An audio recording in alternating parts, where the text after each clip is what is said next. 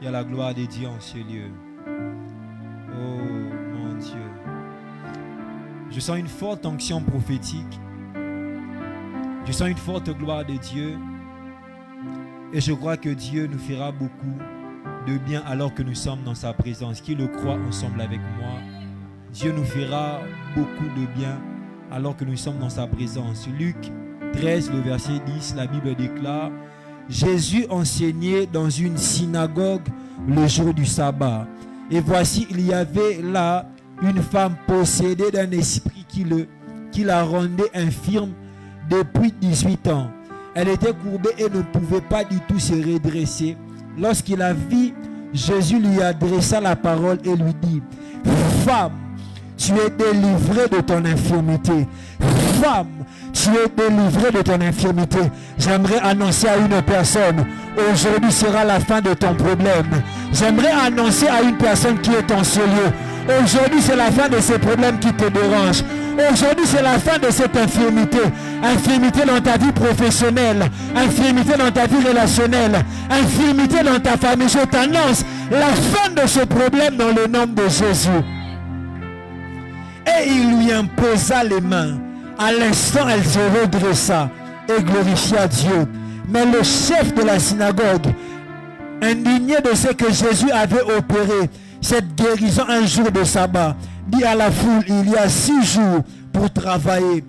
Veuillez donc guérir ce jour-là et non pas le jour du sabbat. Hypocrite, lui répondit le Seigneur. Est-ce que chacun de vous le jour du sabbat ne détache pas de la craie son bœuf ou son âne pour le mener boire? Et cette femme qui est une fille d'Abraham, écoutez ce que la Bible déclare, que Satan tenait liée depuis 18 ans.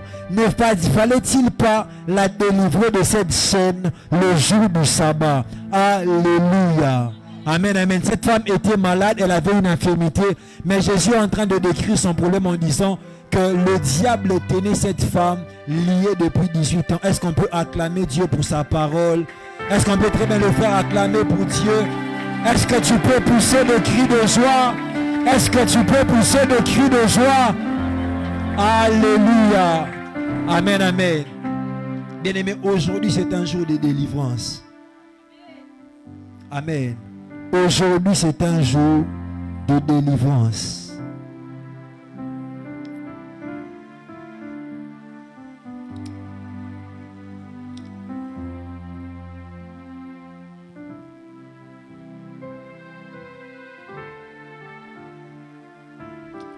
Alléluia.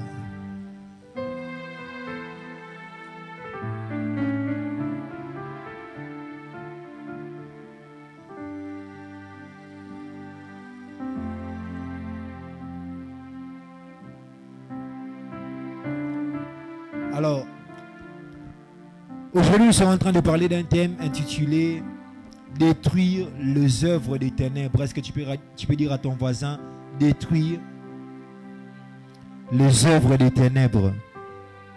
Alléluia. Bien-aimés dans le Seigneur, quand nous parlons des œuvres des ténèbres, nous parlons tout simplement de ce que le monde des ténèbres fait. Alléluia. Nous parlons de ce que Satan et ses acolytes et ses agents font dans la vie des êtres humains. Alléluia. Les œuvres des ténèbres, c'est tout simplement ce que le monde des ténèbres fait. Ce que le diable et ses agents font dans la vie des êtres humains. Alléluia. Quand nous parlons des œuvres des ténèbres, nous parlons des choses, nous parlons des faits, nous parlons des réalités qui sont causées par le diable et ses agents. Alléluia. Bien-aimés dans le Seigneur, dans nos vies, il y a de ces choses qui sont causées par le diable et ses agents. Amen, amen. Dans nos familles, dans nos quartiers, dans nos universités, même dans notre pays, bien-aimés dans le Seigneur, il y a de ces choses qui sont causées par le diable et ses agents.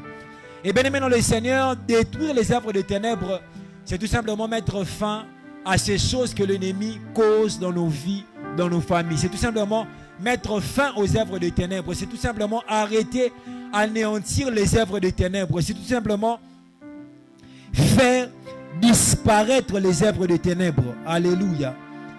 Bien-aimés dans le Seigneur, quand nous regardons nos familles, nous pouvons voir les œuvres des ténèbres.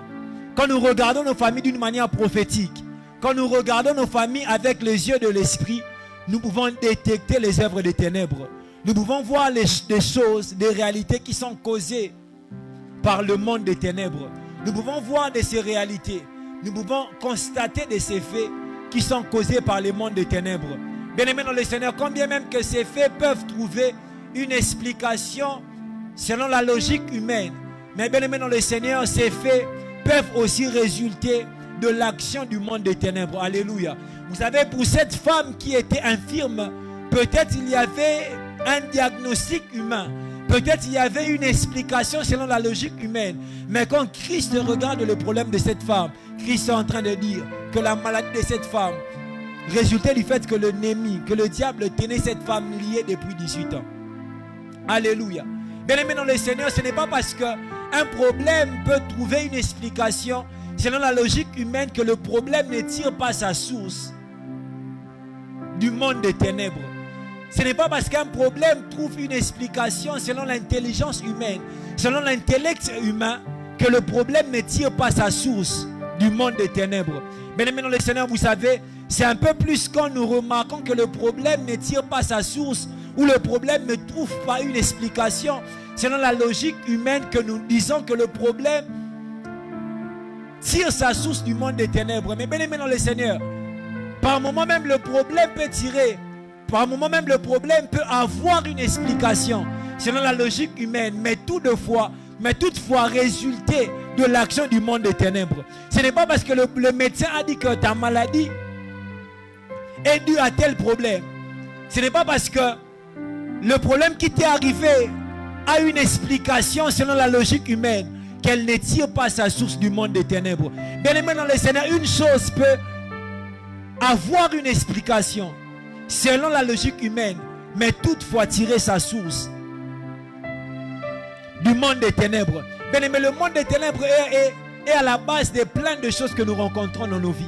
Le monde des ténèbres est à la base de beaucoup de réalités que nous sommes en train de vivre. Le monde des ténèbres est à la base de beaucoup d'obstacles que nous sommes en train de confronter. Bien-aimé, le monde des ténèbres est à la base de plein de choses que nous sommes en train de rencontrer. Bien-aimé, nous rencontrons certaines choses, nous rencontrons certaines difficultés, nous rencontrons certains obstacles, mais ces obstacles, ces difficultés résultent de l'action des ténèbres. La Bible est en train de déclarer que c'est par la foi que nous reconnaissons que le monde a été créé par la parole de Dieu, en sorte que les choses que nous voyons ne viennent pas de choses que nous voyons, mais viennent de choses invisibles. Bien aimé, certaines choses que nous voyons viennent du monde invisible, viennent de l'action des ténèbres dans nos vies. Bien aimé, le monde des ténèbres est là à créer certaines choses dans nos vies. Bien aimé, le monde des ténèbres est là à nous combattre et à créer certaines choses dans nos vies, à créer certaines choses dans nos quartiers, à créer certaines choses dans nos familles, à créer certaines difficultés, certaines maladies, à créer certaines épreuves dans nos vies, bien-aimés dans le Seigneur. Et nous devons regarder nos vies avec un regard spirituel. Bien-aimés, nous devons faire la lecture de nos vies avec les lunettes de l'esprit. Bien-aimé, tu as longtemps fait la lecture de ta vie avec les lunettes, avec les lunettes intellectuelles. Mais Dieu nous appelle à faire la lecture de nos vies avec les lunettes de l'esprit. Alléluia. Avec les lunettes de l'esprit. Comme j'étais en train de le dire, dans nos vies, nous pouvons constater les œuvres des ténèbres. Dans nos familles, nous pouvons constater les œuvres des ténèbres.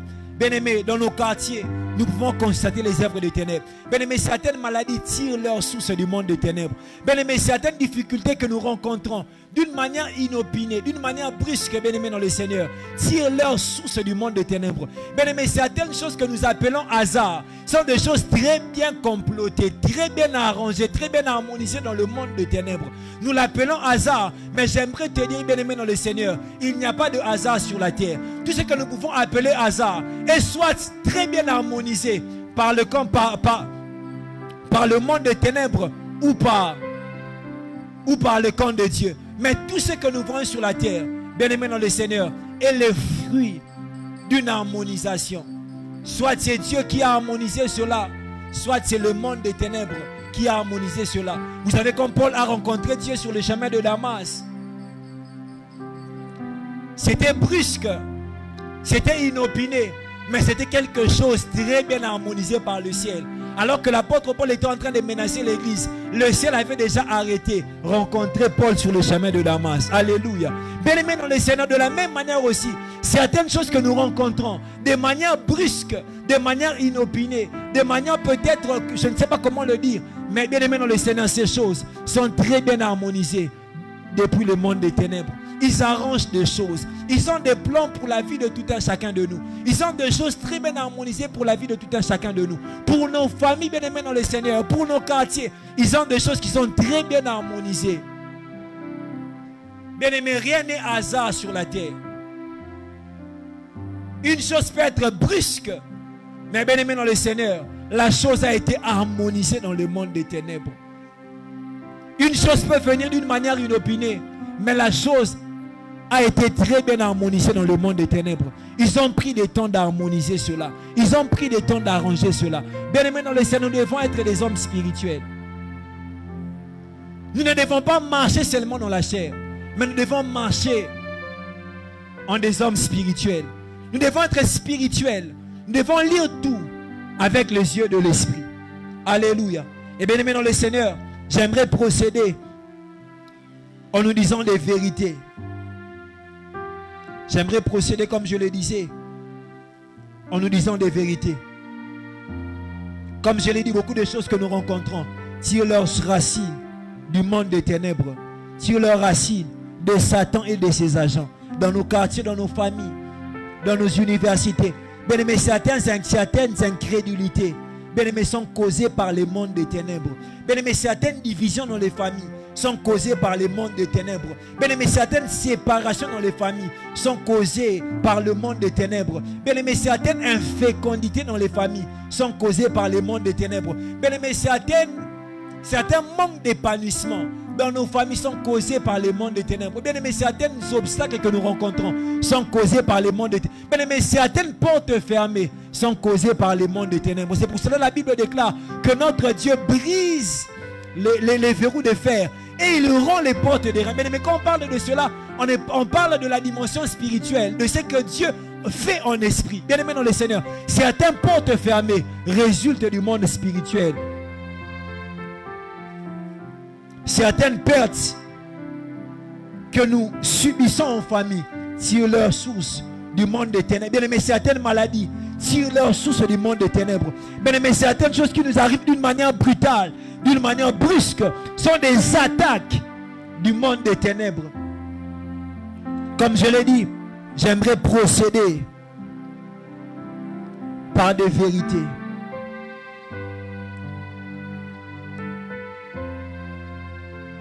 La première vérité que j'aimerais que nous puissions savoir, c'est que ce n'est que Jésus seul qui peut détruire les œuvres des ténèbres. Bien-aimés dans le Seigneur, vous savez, dans nos familles, il y a des œuvres des ténèbres. Dans nos quartiers, il y a des œuvres des ténèbres. Mais nous devons savoir que ce n'est que Jésus seul qui peut mettre fin aux œuvres des ténèbres. Ce n'est que Jésus seul qui peut emmener la fin des œuvres des ténèbres. Ce n'est que Jésus seul qui peut arrêter les œuvres des ténèbres. Les œuvres des ténèbres qui rongent nos familles. Les œuvres des ténèbres qui rongent nos vies. Bien aimé, ce n'est que Jésus seul. Un peu comme dans l'histoire de cette femme. Bien aimé, cette femme fréquentait l'église. Cette femme était habituée aux synagogues. Mais quand Jésus est entré dans cette synagogue en ce jour-là, Jésus a mis fin à la situation de la femme. Bien aimé, ce n'est que Jésus seul. Et bien aimé, la raison pour laquelle cette femme était en train de fréquenter les synagogues, sans pour autant vivre la délivrance par rapport à son problème, sans pour autant vivre un retournement de situation, c'était le fait que dans ces synagogues-là, bien aimé, la présence de Christ était bannie. Les personnes qui servaient Dieu dans ces synagogues ne marchaient pas dans la crainte de Dieu. Ils avaient mis Dieu de côté. Raison pour laquelle cette femme n'avait pas la solution par rapport à son problème. Mais en ce jour-là, quand Jésus est entré dans la synagogue, Jésus a donné à cette femme la solution à son problème. Bien-aimé, ce n'est que Jésus seul qui peut te donner la solution à ces problèmes-là. Bien-aimé, ce n'est que Jésus seul qui peut mettre fin à ces œuvres de ténèbres. Bien-aimé, ce n'est que Jésus seul qui peut arrêter cette maladie qui te ronge. Bien-aimé, ce n'est que Jésus seul qui peut arrêter cette infécondité dans ta vie. Cette infécondité dans ta vie relationnelle. Cette infécondité qui tire ses racines du monde des ténèbres. Bien-aimé, ce n'est que Jésus seul. Bien-aimé, tu ne peux pas avoir la victoire sur le monde des ténèbres par ton intelligence. Bien-aimé, par les âmes de la nature humaine, tu ne peux jamais avoir la victoire sur ces choses qui te rangent. Bien-aimé, par les armes que te donne la nature humaine, oh l'éducation, oh l'intelligence, oh les connexions humaines, bien-aimé, tu n'auras jamais la victoire sur ces choses. Bien-aimé, tu ne peux jamais avoir la victoire sur une chose qui tire sa racine du monde spirituel par des stratégies humaines. Raison pour laquelle l'apôtre Paul est en train de dire que les armes avec lesquelles nous combattons ne sont pas charnelles, mais elles sont puissantes par la vertu de Dieu. Bien-aimé, par les armes charnelles, par les armes de la nature humaine, bien-aimé dans le Seigneur, tu n'auras jamais la victoire sur les œuvres des ténèbres. Bien-aimé, il y a des combats que tu ne remporteras jamais par ton éducation. Bien-aimé, il y a des portes qui ne vont jamais s'ouvrir parce que tu es intelligent. Bien-aimé, il y a des portes qui ne vont jamais s'ouvrir parce que tu as des connexions. Bien-aimé, il y a de ces personnes qui ont des connexions, mais qui ne prospèrent pas toujours dans leur vie. Bien-aimé, il y a de ces personnes qui sont intelligentes, mais qui ne prospèrent pas toujours dans leur vie. Parce que dans certaines batailles de la vie, bien-aimé, tu ne peux avoir la victoire que par l'intervention de la personne de Jésus. Il faut que Jésus se lève et te donne la victoire dans ces problèmes-là. Et la bonne nouvelle que j'ai à t'annoncer, c'est que Jésus a déjà vaincu ce combat il y a 2000 ans à la croix. Mais la bonne nouvelle que je suis venu te dire, c'est que Jésus a déjà vaincu ce combat il y a 2000 ans à la croix. La Bible déclare qu'il a dépouillé les dominations, il a dépouillé les autorités, il les a livrées publiquement en spectacle. J'aimerais te dire que le combat que tu combats est un combat rédiféré. Jésus t'a déjà donné la victoire. Jésus t'a déjà donné la victoire. Et tu te dois dans ta vie d'expérimenter la victoire que Jésus t'a donnée. Bien-aimé, beaucoup affrontent le combat de la vie en ayant recours à leur intelligence. Beaucoup affrontent le combat de la vie en ayant recours à leurs études. Bien-aimé dans le Seigneur, beaucoup se disent que parce que je suis intelligent, certainement j'aurai la victoire. Beaucoup se disent que moi j'ai des connexions, certainement j'aurai la victoire. Bien-aimé dans le Seigneur, les œuvres des ténèbres qui rongent ta famille n'auront jamais peur de tes connexions. Bien-aimé, les œuvres des ténèbres qui rongent ta vie n'auront jamais peur de ton intelligence. Bien-aimé, le diable n'aura jamais peur de ton intelligence. Le diable ne craindra jamais tes connexions. Mais bien-aimé dans le Seigneur, la seule chose qui terrasse l'ennemi, c'est le nom de Jésus. Bien-aimé, la seule chose qui fait trembler l'enfer, c'est le nom de Jésus. Bien-aimé, Jésus seul peut te donner la victoire. Bien-aimé, Jésus seul peut te donner la victoire. Bien-aimé, par moments, nous craignons les personnes qui ont des connexions. Par moments, nous craignons les personnes qui sont intelligentes. Mais j'aimerais te dire, tu as plus que ce qu'eux ont. Bien-aimé, tu as plus que les connexions. Bien-aimé, tu as plus que les bagages, les backgrounds intellectuels. Bien-aimé, tu as la personne de Jésus. Bien-aimé, tu as la personne de Jésus. Bien-aimé, Jésus peut te faire sortir de cette fosse. Bien-aimé, Jésus peut te faire sortir de ce combat. Bien-aimé, Jésus peut te donner la victoire dans ce combat. Bien-aimé, Jésus peut te délivrer de ces chaînes. Jésus peut te délivrer de cette emprise. La Bible déclare qu'il allait de lieu en lieu, délivrant tous ceux qui se trouvaient sous l'emprise de l'ennemi. Bien-aimé, j'aimerais te dire, Jésus est capable de te donner la victoire dans ces problèmes. Jésus est capable de te sortir de ce combat à répétition. Jésus est capable de te sortir de ce combat. Bien-aimé, tu ne peux jamais vaincre les œuvres des ténèbres par le concours des armes de la nature humaine. Bien-aimé, de la même manière aussi, tu ne peux jamais avoir la victoire sur les œuvres des ténèbres si tu as recours à la puissance de Satan. Vous savez, certaines personnes ont recours à la puissance de Satan pour vaincre Satan. Ils ont recours aux féticheurs pour vivre un type de délivrance. Ils ont recours à des marabouts pour vivre une percée dans leur vie. Bien-aimé, tu ne peux jamais vaincre Satan en ayant recours à Satan. Un jour, on a dit à Jésus, c'est par la puissance des démons que tu opères des miracles. Et Jésus va leur donner une information capitale à propos de Satan. Jésus leur dit, vous ne savez pas que le diable ne combat pas ceux qui se trouvent dans son camp. Le Christ est en train de dire qu'une maison qui est divisée ne peut subsister. Jésus est en train de dire qu'une maison qui se combat elle-même ne peut subsister. Et il dit aussi que le diable ne peut pas se combattre lui-même. Mais tu ne peux pas aller chez Satan pour avoir la victoire sur des œuvres qui sont causées par Satan lui-même. Les personnes qui partent voir des marabouts pour avoir des solutions par rapport à un problème, c'est que les marabouts font, ils ne font que déplacer les problèmes. Peut-être tu étais une personne qui tombait souvent malade. Tu pars voir un marabout pour que le marabout te donne la guérison par rapport à cette maladie. Qu'est-ce que le marabout fait? Le marabout fait en sorte que tu trouves la guérison par rapport à ce problème. Mais il emmène le problème à un autre niveau de ta vie. Tu as la bonne santé, mais dans ta vie, les portes ne s'ouvrent pas. Il n'a fait que déplacer les problèmes. Parce que tu ne peux pas aller chez Satan pour solutionner des problèmes que Satan lui-même a causés. Bien-aimé, ce n'est que Jésus seul qui peut t'affranchir de ces problèmes. Alléluia. Bien-aimé, ce n'est que Jésus seul. Bien-aimé, tu ne peux avoir la victoire que par la personne de Jésus. Bien-aimé, tu ne peux avoir la victoire dans ce combat que par la personne de Jésus. Bien-aimé, dans le combat de ta famille, bien-aimé, dans le Seigneur, tu as besoin de l'intervention de Jésus. C'est pour cela que la Bible est en train de déclarer dans le psaume 28, le verset 8, la Bible déclare que notre secours est dans le nom de l'Éternel. Et le nom de l'Éternel nous a été révélé, c'est le nom de Jésus. Bien-aimé, notre secours n'est que dans le nom de Jésus. Alléluia.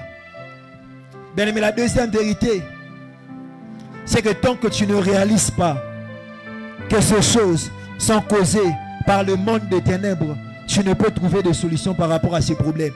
Bien-aimé, tant que tu te dis que la chose est due à telle chose, tant que tu dis que mon problème ne résulte pas du monde des ténèbres, je vis telle situation, tout simplement parce que je n'ai pas fait des bonnes études. Mais j'aimerais te dire qu'il y a de ces personnes qui n'ont pas fait de bonnes études, mais qui sont en train de prospérer. Tant que tu dis que si je ne me marie pas, c'est parce que j'ai tel problème, c'est parce que je suis malade. Bien aimé, il y a de ces personnes qui ont la même maladie que toi, mais qui ont quand même trouvé un mariage. Alléluia. Bien aimé dans le Seigneur, si tu te dis que si je n'ai pas de travail, c'est parce que je n'ai pas de bonnes connexions. Tu sais, moi, je n'ai pas fréquenté des écoles où je n'ai pas étudié avec des gens qui prospèrent en ces temps. Bien aimé dans le Seigneur, il y a aussi de ces personnes qui n'avaient pas de bonnes connexions, mais qui quand même se sont en sortis dans la vie. Bien aimé dans le Seigneur, tant que tu donnes des excuses à ton problème, tant que tu ne sais pas détecter, tant que tu ne sais pas discerner que ton problème tire sa source des œuvres des ténèbres, bien aimé, tu ne sauras avoir la victoire dans ces problèmes-là. Bien aimé, tu dois d'abord commencer par réaliser que mon problème est dû à telle chose, que le problème de ma famille est dû à telle chose, que c'est le diable qui est en train de nous distraire, que c'est le diable qui est en train de nous combattre, que c'est le diable qui est en train de fermer ses portes dans nos vies. Je ne suis pas en train de dire que tout problème tire sa source du monde spirituel, mais bien aimé dans le Seigneur, nous devons comprendre que 80% de nos problèmes tirent leurs racines du monde spirituel. Alléluia. Bien aimé, il y a aussi de ces personnes qui n'ont pas beaucoup étudié, mais qui sont en train de s'en sortir.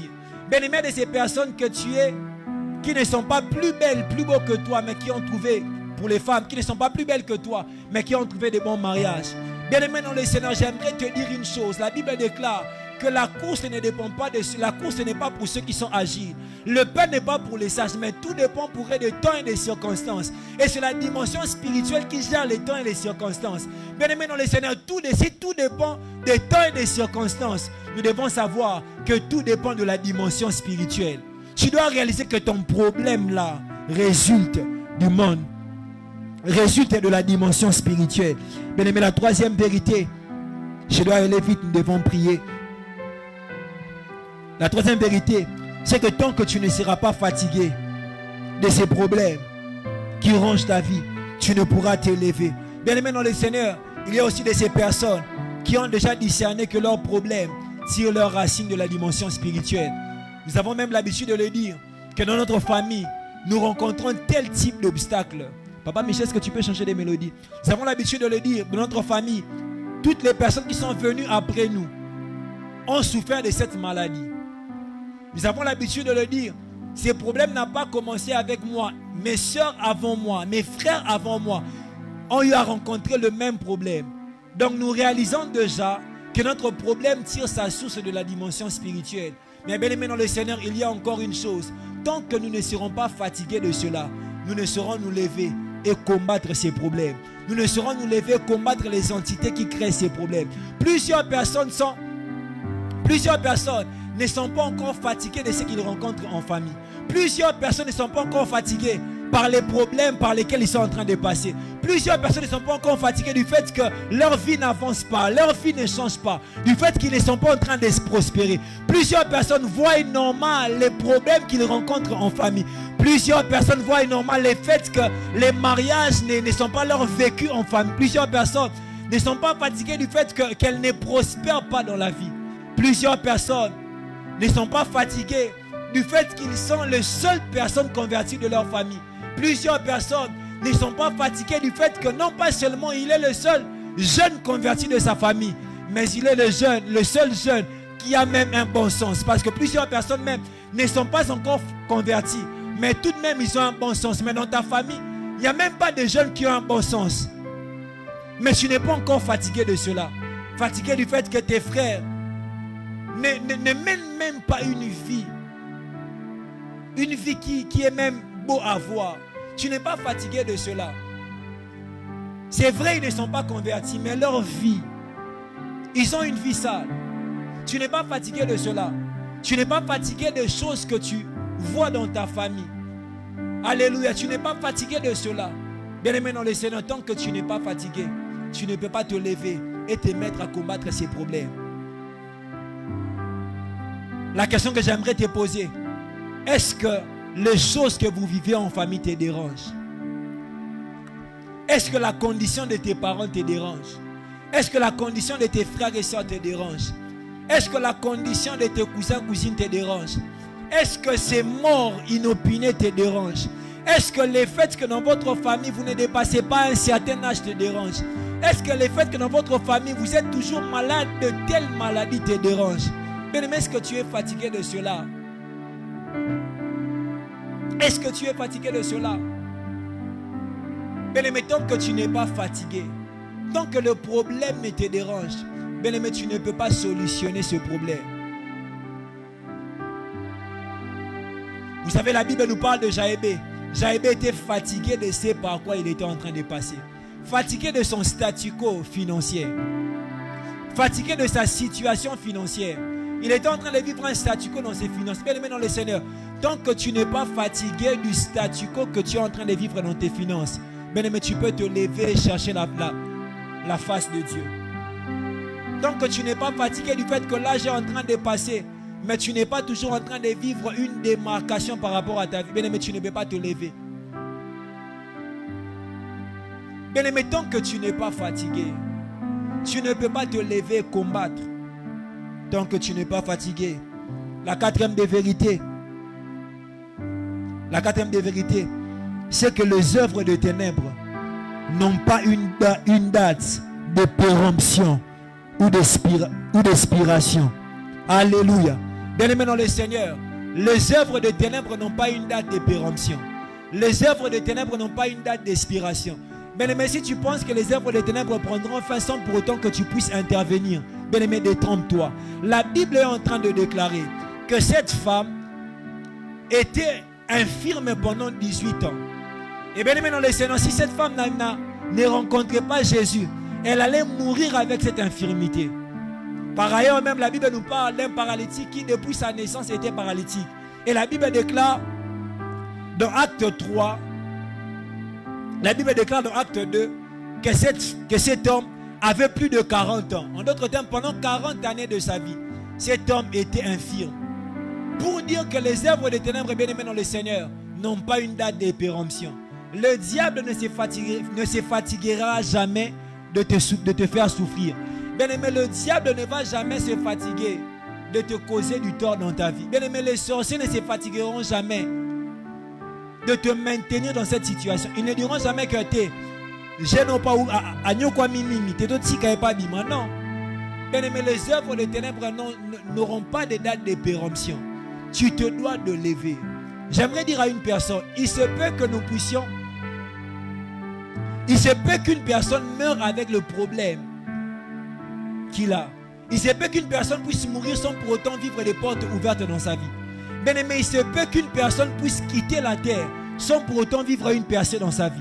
Alléluia. Raison pour laquelle les hommes même ont l'habitude de dire que la victoire est une question de décision. La percée est une question de décision. L'épanouissement est une question de décision. Bien aimé dans le Seigneur, tant que tu ne te lèves, tu ne peux jamais vivre la délivrance. Parce que le diable ne va jamais se fatiguer. Le diable n'aura jamais pitié de toi. Le diable n'aura jamais pitié du fait que tu es en train de souffrir, tu passes par des moments compliqués. Bien aimé, plus même tu es en train de souffrir, le diable, ça lui fait du bien. Ça fait du bien aux sorciers de ta famille de te voir souffrir, de te voir pleurer. Bien-aimés, les œuvres des ténèbres dans nos vies, dans nos familles, n'auront jamais une date de péremption. Alléluia. N'auront jamais une date de péremption. Cette femme avait fait 18 ans en train de souffrir.